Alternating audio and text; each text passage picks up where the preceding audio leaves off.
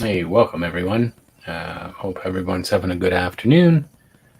I'm trying to have one myself. Um, so I want to jump into talking about Dynamite Comics. Announced Cecil's big cover canceled. Now I've been following Cecil for a while on even Ethan Van Sciver's page and or his YouTube channel. So Cecil's kind of a regular guest on the show and a few other people's shows. So he was doing one called Cash Grab, and so Dynamite had did a like a team up with him to have him on one of their covers. So they it says here. Dynamite Comics announced Cecil's big cover canceled after a target by social media campaign involving Gail Simone, Mark Russell, Doc Shanner, and more. Dynamite. No, sorry, my tongue is not working this afternoon. Dynamite Comics announced that they would no longer be publishing Cecil's big cover variant cover for the upcoming Vengeance of Vampirella #1 series by Tom Sarunsky and artist Michael Maria. The comic publisher had recently announced that the variant cover and launched an Indiegogo campaign on July 17th at the time of the writing of the campaign and had raised $9,140. Dynamite Comics made the announcement that the project was canceled on Twitter with a quote from Dynamite publisher CEO Nick Baranki. Baranki wrote, in speaking with Cecil, neither one of us realized the cover would be so polarizing. We discussed, and we're not moving forward with the cover of the campaign. On the Indiegogo campaign, they also provided an update. That update reads, "We've discussed with Cecil, and we're no longer moving forward with the campaign. All current orders will be canceled and refunded as soon as possible. We thank everyone for your support." The cancellation comes after a social media campaign involving a number of current and former Dynamite Comics freelancers, including Gail Simone and Mark Russell. However, the social media backlash against Dynamite Comics appears to be started by Black writer Kwanzaa. I'm sorry, I'm going to mess up this person's name. Kwanzaa Azoshifio. Oshifo took to Twitter to call out everyone in the industry, in the comics industry, following Dynamite's comic promotion of the Indiegogo campaign on Twitter. He wrote, "I am only saying this once. Everyone in the comics industry who has been known that Dynamite Entertainment is supporting Comic Gates needs to stop with a back channel, blind eye fence, sitting bullshit because of association with Nick Bersani or the checks from this publisher." He then accused the unnamed individuals of harassing and threatening individuals without providing any evidence. He wrote the women BIPOC and LGBTQIA in hashtag comics who they target don't get to choose. We've been harassed, threatened, and detoxed by and because of these mother effers.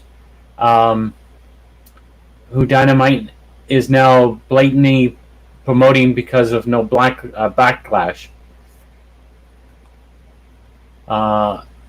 Oshifo continues his tweet thread and return to targeting comic book professionals for their silence.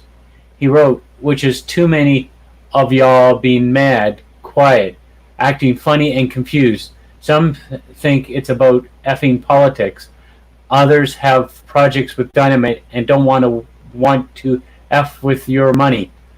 Some of y'all secretly agree with these scumbags." He then wrote, "But F that, and honestly, F you. The people those assholes have harassed for years are supposed to be your colleagues and friends, but you all got shit to say now." He then accused Dynamite CEO and publisher Nick Baranti of working to a legitimate hate group. As Cecil wrote, "All you making effing declarations not to be sexual predators, blacking out your effing profile pics, but too many of you know for a fact that Nick Baranki is working to legitimate a hate group. Effing silence." He then appears to describe Barconi as a effing bag of garbage, and Cecil as one of the most notorious scumbags of this hate group. Ashafani wrote, "This is effing bag of garbage. Twitter handles is a good goddamn, excuse my language, homage to one of the most notorious scumbags of this hate group. Yo, cool. Those times are that tough because of the beer bug." He threatens to not to talk to anyone who did not support his campaign to cancel Dynamite Comics. Asafo wrote, "I do not effing at me, don't effing DM me." He added, "Do not effing talk to me at a con once the quarantine is over. If you aren't taking an active stand against this effing absolute bullshit." He continued writing, "P.S. If you think I'm not talking about you, I am very effing much am talking about you, as mad as I as effing you at you." He then shared an image for those to use in the campaign to cancel Dynamite Comics. As you can see below, the image has Dynamite Entertainment logo beneath with the giant red circle with a slash through it that says "No, say no to hate." Sophia's rally to call to Dynamite Comics and Cecil's big cover would quickly be picked up by a number of current and former Dynamite comic freelancers. Former Red Sonja writer and current architect of Lion Forge superhero line, Gail Simone, wrote, "Here's one thing I'm not silent for career reasons. I'm not being silent at all." She added, "I'm taking a minute to process something personally very disappointing and sad. If I'm not that on your timer, don't know what to say." He posted an update on his thread referencing Simone's tweet saying, "I wish I had time to process my emotions while comic eggs detox me," and posted my address and pictures of my wife, but effing go off. On July 18th, he would continue his campaign to cancel Dynamite Comics, describing Comicsgate as a hate group. Asasafo then wrote, "You all seem to think I need #comics more than I need women. BIPOC and LGBTQIA creators to able to make them free of marginal harassments, threat for existing. I give negative Fs for anyone who wants to work with me or buy my shit if I mean the above are not abused." He continues writing, so I'll be a whole ass problematic black person in #comics if said industry is cool with notable publishers supporting a known hate group. Batman ain't real person. He then stated, "You worn out sexual predators and harassment reports in comics. Well, yeah, while the quiet is kept. Turn a blind eye. Shit is exactly why that shit happened. It was a choice. Silence is a choice." He finally concluded, "Those who wake up every day, female, of color, and or queer, not a choice, not an option. Current Red Sonja writer Mark Russell announced he would no longer be working with Dynamite Comics following Red Sonja 24. Russell wrote on Twitter, "As I write this, I'm finishing work on Red Sonja 24, which concludes my contractual obligations to Dynamite Comics, after which I'll no longer be accepting any further work from Dynamite as long as they continue to affiliate whatsoever with Comicsgate." He continues, "I don't make this decision lightly, not only because I was looking forward to the other Dynamite projects, but because when a creep walks into a bar, I think they should be the ones that should ones to leave. But reality is they're not being asked to leave, which is necessitates this decision." Russell then stated, "I don't know if this is the right move or even a very smart one, but it's what my conscience requires. Comicsgate is a hate group with a long history of harassment, particularly of women LGBTQ creators. Do not try to convince me that they're not. I've seen it for myself. But they won't leave the bar. Then I have to. I refuse to provide them mainstream cover by working alongside them," Russell added. He then concluded again, "This is not an easy decision. I love working with Dynamite, and I know this puts my collaborators in a different position. I've had several conversations with them over the last few days, and I'm proud to report that all support or at least understand this decision." Red Sonja cover artist Christian Ward announced he would not work with Dynamite. He wrote, "Disappointing to see who Dynamite has gotten into bed with. A shame, as I've been enjoying doing Red Sonja covers, but I won't work for a company who aligns themselves with Comicsgate." Even Doc Shanner, who previously worked on Flash Gordon, suggested stealing Dynamite's King's Features license.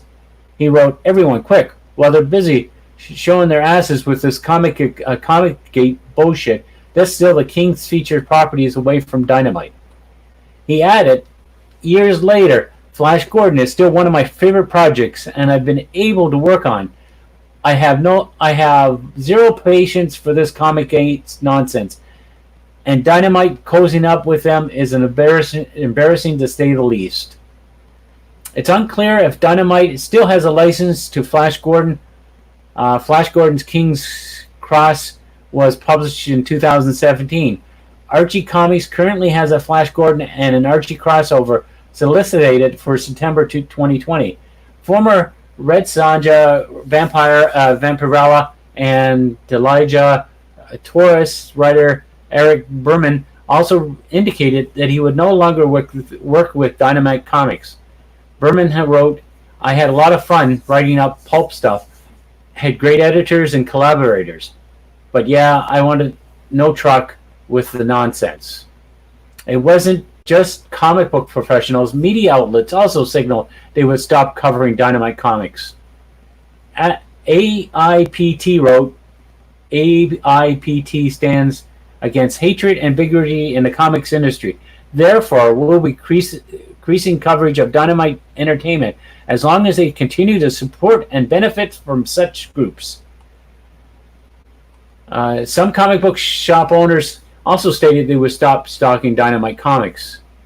Ryan Higgins, who owns Comics Conspiracy in Sunnyvale, California, wrote, "I'll no longer be stocking Dynamite Comics titles in the store." He added, "While this is just a custom cover, there is no reason for any company to work with these people. This is a slap in the face to the great creators that work with Dynamite, who are the targets of Comicsgate." He would later state, It's no real loss. We don't sell much past subscriptions anyway, but you got to take a stand at some point." Aaron Myers of Comics Therapy stated he dropped all of his pre-orders of Dynamite Comics. He wrote, "I dropped all my pre-orders of Dynamite titles. I won't be going back anytime soon. He later added, they decided to become a full-time Comicsgate publisher. That's their right, but they don't get any money at least. Ethan Van Sciver, who also did a variant cover for Vengeance of Vampirella #1 and raised over $33,000 from 479 backers in April, responded to Diamond Comics and Berkani's statement. Van Sciver stated, "What the news is as follows. Nick Berkani, who is the founder and president and publisher of Dynamite Entertainment, Dynamite Comics, who is friendly with Comicsgate, buckled. He chucked. He chucked over Cecil's old cover. I'll read that again. He chucked over Cecil's cover. Nick Berkani has been offered variant covers. You've seen a few of them. He did 3 of them with me. They were such a roaring success that Nick started to offer them to other comicators," he added.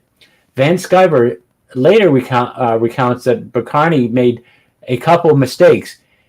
He notes that the first mistake was enjoying Comicsgate's live streams and even super chatting Van Sciver at one point. He goes on to detail that the second mistake was promoting the Indiegogo campaign for Cecil's big cover on the Dynamite Covers official Twitter handle. Van Sciver then details that Berkani arrived at his house on Friday night and the two discussed what next steps would be. Van Sciver relayed that he informed Berkani to not to bow to those coming for him and Dynamite over the cover and instead just ignore him. He also responded to the accusations that Comicsgate is a hate group, saying that the claim is absurd. Instead, he claims that SJWs are the hate groups, and they want to kill everything that we enjoy. As for why he believes Berkani decided to cancel the cover, Van Sciver positioned the idea that the IPs that Berkani leases came under attack, even as Evan Doc Schindler position doing above. Later in the stream, Van Sciver would also announce, "As today, I no longer do business with Dynamite." What do you make of Dynamite's decision to cancel Cecil's big cover? What do you think, people? Yeah, I don't think that Comicsgate is a hate group at all. I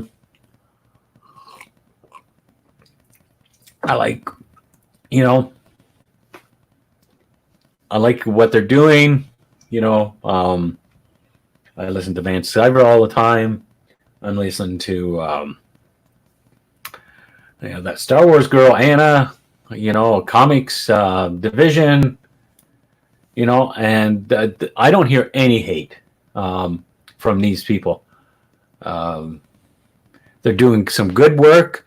They're out promoting comics. They're not causing drama. There's too many people that like to cause drama out there. But Comicsgate is not one of them. They want to do is produce good comics. And I support them. I was actually going to back the Cecil's big cover until it got taken away from Comicsgate. So, but I've backed about 7 or 8 different Comicsgate's books so far. So, what does anybody think about the whole thing going on with that?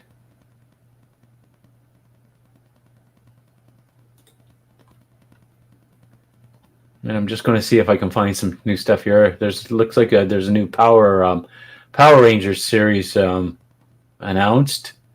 There's 2 new Power Rangers series were recently announced by Boom Studios, starring the Omega Rangers and the Mighty Morphin Power Rangers. This series will launch in conjunction with each of the beginning of November 2020. Mighty Morphin, the first series, simply titled Mighty Morphin, will be written by Paul Perret and artist Marco Rina. The series will follow a new Mighty Morphin team to take on the deadliest threat to Earth. However, there is a little bit of mystery considering the team's new Green Ranger. His identity is yet to be revealed. Along with the mystery regarding the team's Green Ranger, the series will see the team face off against deadly Lord Zed, who has a brand new mission and motivation. Boom Studio promised new mission will change everything you thought you knew about our heroes. On top of this, there might be something more dangerous out there besides Lord Zed and his new dangerous enemy. Boom explains they may discover the greatest threat to the future is a shocking secret of Zodon's past. Parrot comments on the new series saying, "This is a brand new beginning for all new Mighty Morphin team featuring characters you know, and all new Green Ranger. This book is a chance to explore the past, present, and future of the team in a way you've never seen before." He added, coming out of Necessary Evil, there seems to be an opportunity to not only start fresh, but to focus the story on our new Mighty Morphin team like we've never before. Rena also stated, "I'm really happy to have the opportunity to work on Power Rangers. I used to watch the TV show every day, and being able to draw these characters is a dream come true." He added, "I feel honored to be part of this fantastic team, and I'm excited to go into this new adventure. I'm really hoping you enjoy my art." Boom Studio editor Matthew Levine also teases the new series, The Unlimited Power Era, is about new beginnings for two new teams of Power Rangers as they meet new allies, new enemies, new secrets, and an all-new Green Ranger. He added, both of these new series will be critical for the longtime fans and present an exciting jumping-on point for new readers who will learn that the true history of the Power Rangers isn't what they expected. The series will feature covers by Eleanor Kalani, Dan Mora, and Inkai Lee. Power Rangers, along with the new Mighty Morphin series, there'll be also a series titled Power Rangers. Power Rangers will also be written by Ryan Parrott, and art with Francisco Martino, and the series will launch in conjunction with the new Mighty Morphin series. The series will follow the original Power Rangers team, now known as the Omega Rangers. It will see Jason, Trinity, and Zach off against a new cosmic threat. Interesting enough, Boom Studio indicates that their seeking weapon against this new threat might be Lord Darkin. However, the Rangers have been forbidden from contacting Lord Darkin by Zoran.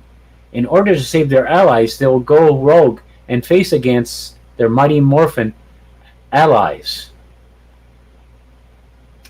Parrott comments on the series saying, "We've spent several years building out the Power Rangers comic book universe and continuing the adventures of the Omega Rangers. Give us a chance to fully explore it beyond the confines of the show. Not only can we add more heroes and villains, but we can also bring in the elements from future seasons, viewed through the lens of familiar characters."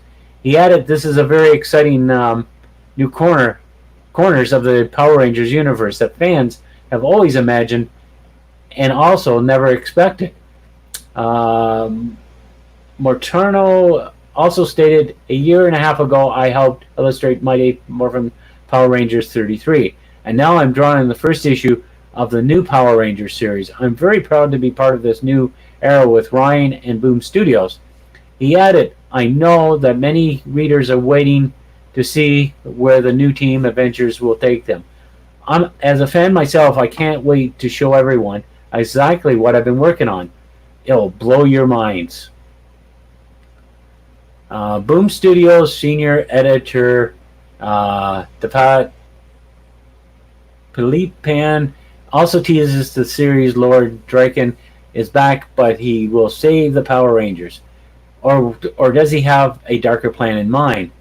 Pan added, introduction the Omega Rangers allowed us to reveal a huge piece of Power Ranger history. The Power Rangers #1 answers questions you never thought you'd ask. Never thought to ask. The series will feature covers by Danelle Di Nicolio and Peach Mumkoka and Matro. I'm sorry, I'm not going to be able to say the last person's name. And what do you make of these new Power Ranger series? What do you think, people?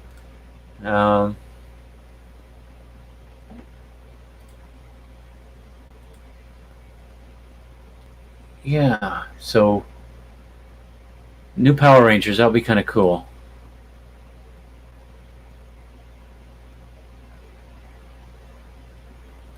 Yeah. So now, had anybody seen the new Wonder Woman 1984 video that was released a little while ago? There was supposed to be another one that was put out. I watched it the other day on. Trying to think. Trying to think of the guy's name, Charlie. I can remember the host is named Charlie, but they showed it. It didn't look any different than what I've seen before. So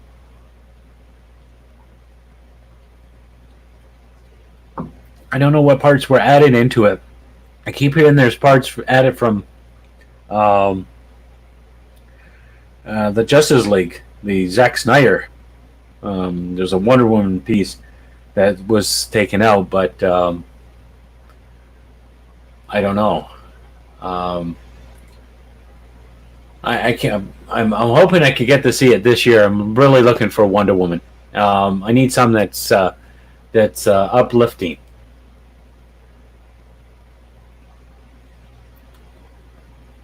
You know, I know we're not going to go. We're probably not going to go back to normal for any time soon.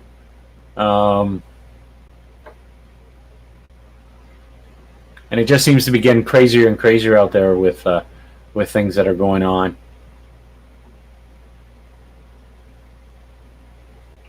I definitely won't.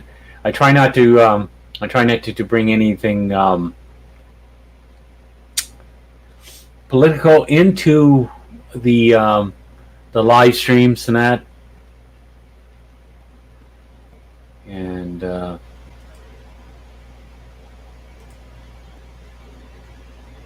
like I want to, I had some attacks earlier today, and some couple posts I put up on Facebook, and I was told by one person just to go back writing comics. Now, this is here's a big problem. If I go, okay, I'm still doing my comics. I've got another page I'm working on right now for issue 3. Issue 1 is already done. I'm ready to go and do my Indiegogo campaign, except for video. I need a video. I gotta write up my stuff for Indiegogo. But here, if I write something political in my book, something that Max does, does that validate that you can attack me and go, well, you're not supposed to talk about this stuff. It's supposed to be comics. And then pretty soon you can't go writing what you want to write. So I'm disappointed in some people.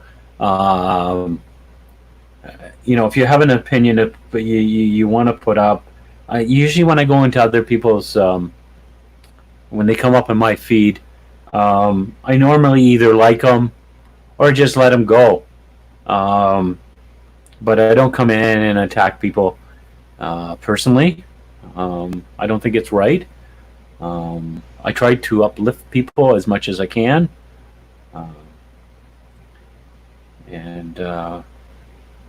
But you come in and just attack is not always good. Anyway, Here's another thing I just came across. Ethan Van Sciver's reveals Paint Masters for Cyberfrog and Salamandroid PVC toys. Cyberfrog creator Ethan Van Sciver recently revealed Paint Masters for Cyberfrog and I just said his name. Salamandroid PVC toys. Van Sciver shared the Paint Masters to his Facebook page.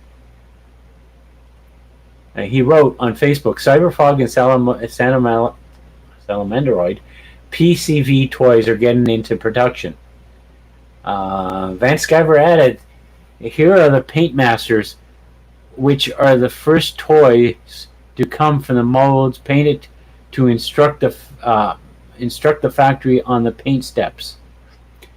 He then detailed that you can order toys straight through his ongoing Indiegogo campaign for the upcoming Cyberfrog 2 Wreck Planet. He wrote, they're beautiful. You can get a set here. Don't miss the comic Cyberfrog Wreck Planet 2.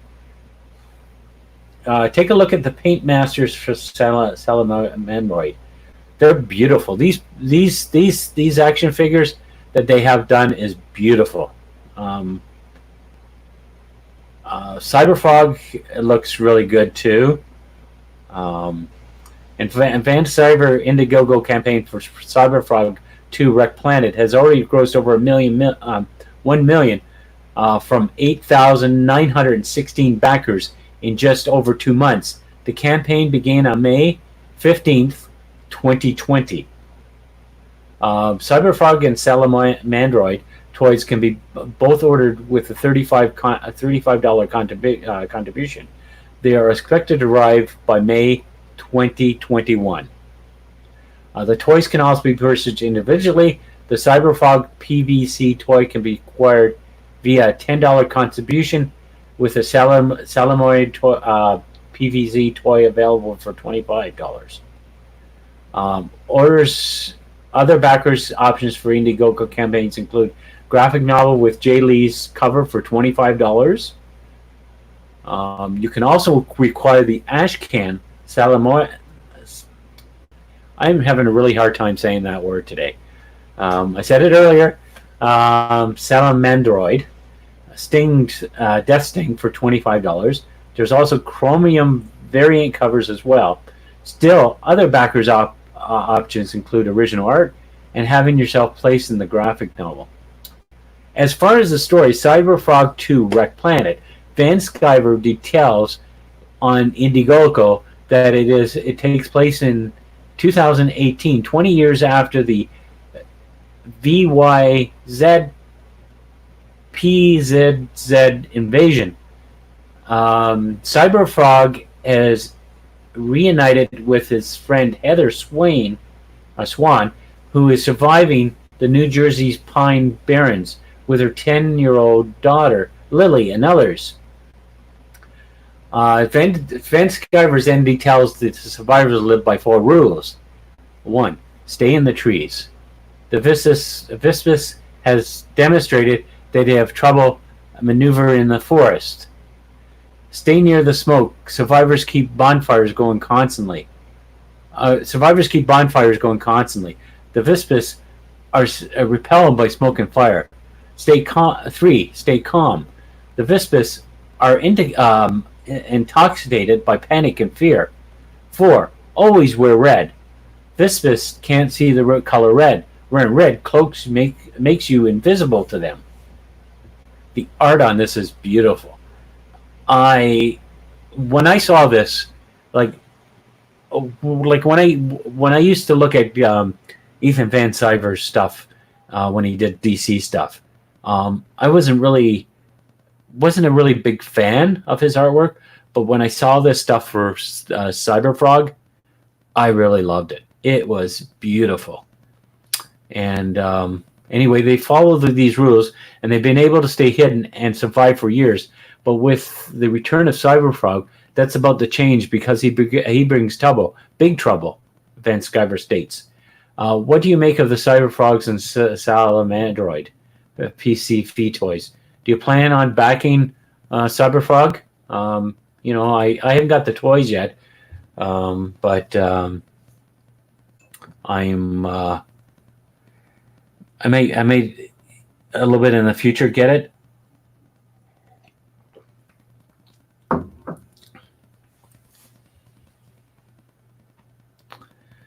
So anybody got any questions? You want to chat up?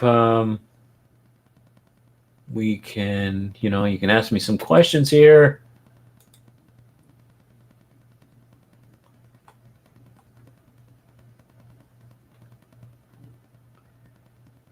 Yeah, I'm seeing that we had a few people come in. I have another window open. I can't. There is a way to share the screen. I don't think I can do it on Firefox, so I might have to switch over later on and start remembering to when I go on to use Chrome, because I think Chrome works for this stuff. So, but yeah, back to CyberFog. Quite excited to get it. I even backed the reprints. He did a reprint of issue 1 and 2 that he did back over 30 years ago. No, I haven't. With my character, I haven't. I don't know if I'm going to do a reprint. I still have plenty of copies of #1 that are floating around. I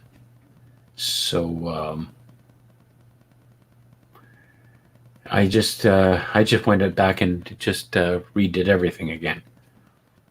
But he reprinted the first 2 issues, did them in color. I think he remastered the lettering on it. They're fairly cheap. I think they're about $10 each. I think they were $10 Canadian, or a little bit more. I know it came to, I think he came to around $37 for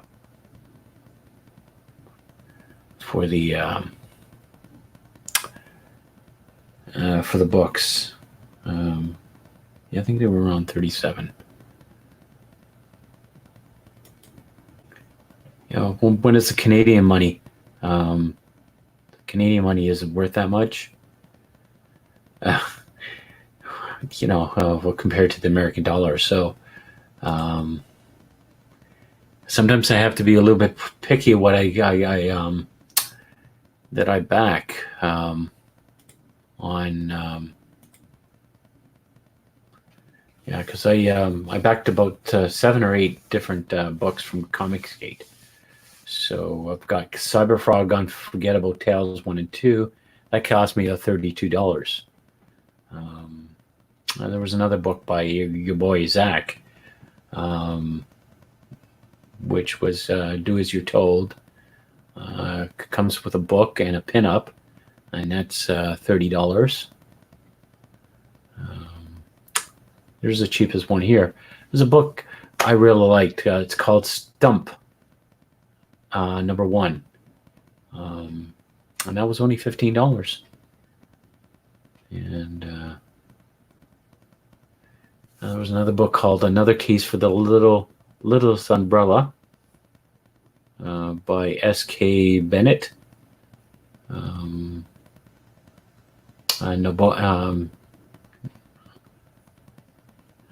Sorry, I can't pronounce that name.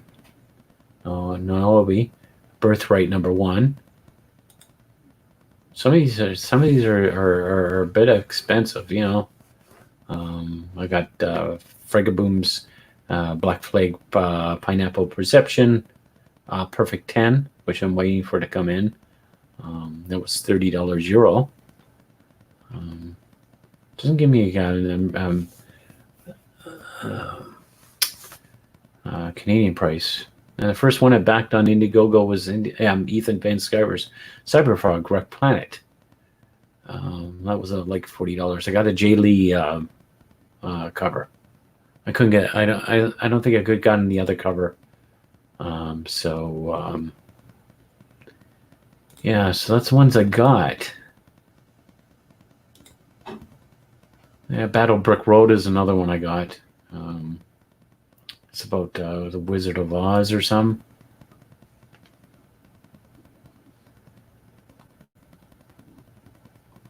Yeah, usually they put them in. You get a $15 shipping cost too with this. So yeah, and the Battlebrick Road is a Wizard of Oz take on the book. It's done by Eric Weathers. So yeah.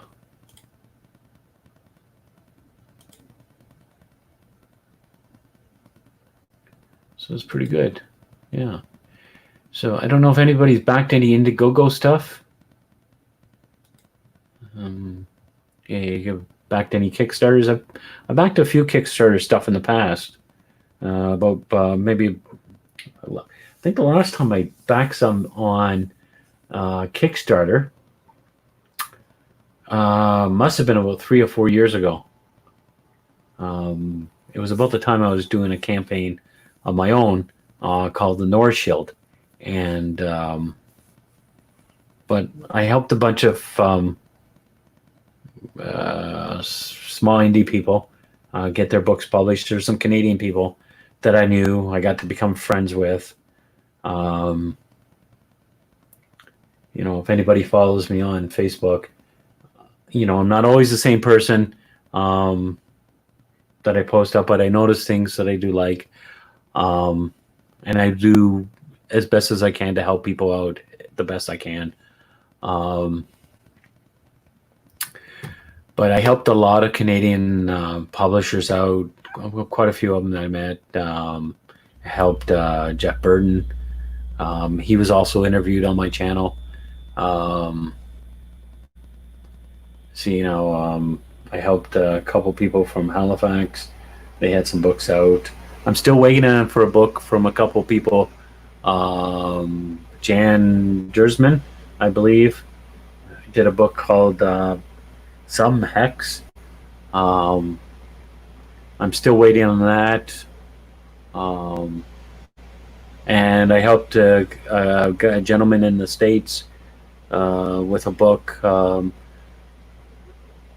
He got a chip or something in his head to give him superpowers or something to fight Satan. Can't remember the name of the title of that book, but so I helped a lot of people on Kickstarter. I got the Nirvana of the Northern Lights book, Johnny Canuck, and there was a whole bunch of other stuff that I helped. But now I'm over in Indiegogo. I like Indiegogo. I've been helping a lot of the Comic Gate people. So that's kind of fun to help them. And I've got a lot of books to read. And I've got the Max Burger stuff to do. So, oh, I see Natalie had come in. I don't know if she's still here. Yeah. Just thought I'd get on today. I don't know if I might be leaving in a few more minutes. I'm not sure. Just say hi if you're here. Sometimes you're talking, you don't know if there's anybody watching, if you're doing a live one. I haven't done a pre-recorded one yet. Maybe I might do that. But when you're doing it live, you always like to know if there is somebody watching. And so just feel free to say hi, just to let me know that you're here. Let me know what kind of, have you contributed to any crowdfunding sites like Indiegogo or Kickstarter? What did you help?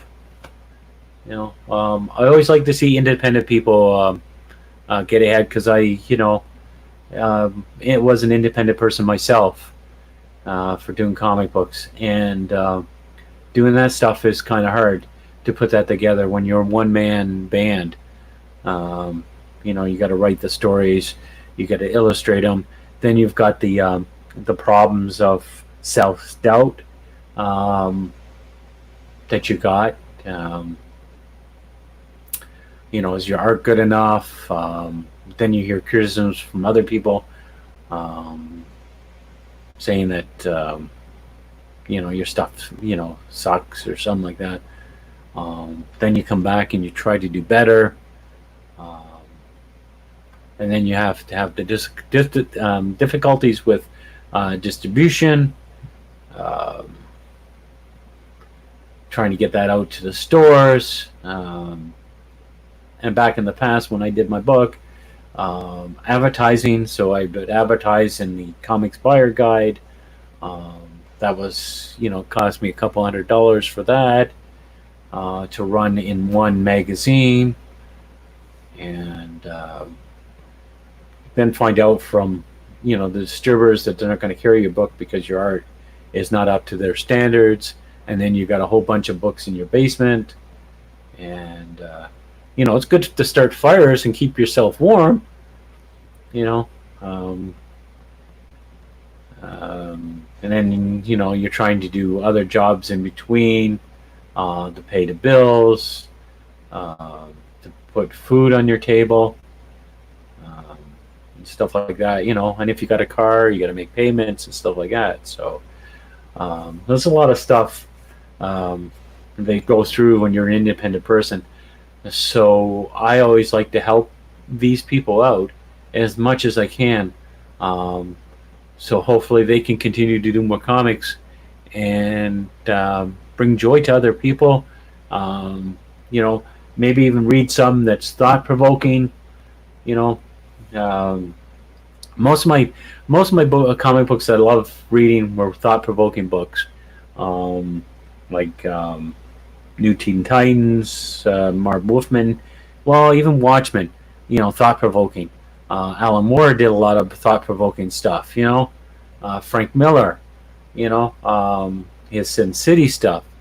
Um, I don't know about the artwork. I'm like still on the fence with his different style, but it kind of fits that kind of world. Um, I'm in the process of trying. I'm not saying I'm trying to duplicate his style for the book, um, but I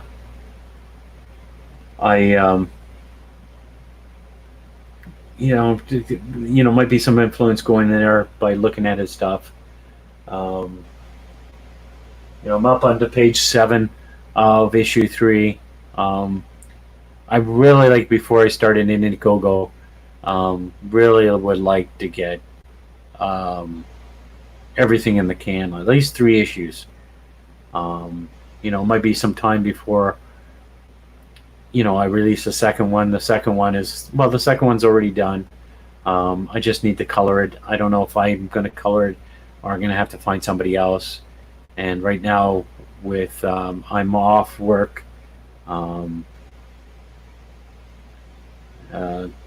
to pay for somebody would be too much for me. So I'd probably be trying to do it my own, and try to balance this, the artwork out. So I stuck with the artwork last night to. Usually I go to bed pretty early. I get up at 2 in the morning, and so I think I went to bed about 9 last night, just working on the artwork on the one panel, because I'm trying to do characters falling down in the water, and he's just picking himself up, and you can see the ripples of the water around him. So I'm trying to get that looking right. So when you look at the book, you go, wow, look at the detail in this. I don't want something that's going to be rushed. I did that with my first issue, and I wasn't happy with that. Maybe that's why I didn't get through Diamond, because it was a little too rough for their standards. So yeah, I'm just going to take my time and do the best job I can. I want to have a story that everybody can enjoy, but it's also thought-provoking. and you come back and think about, what did he really, what was he really, what was the motivations of a lot of these people, you know,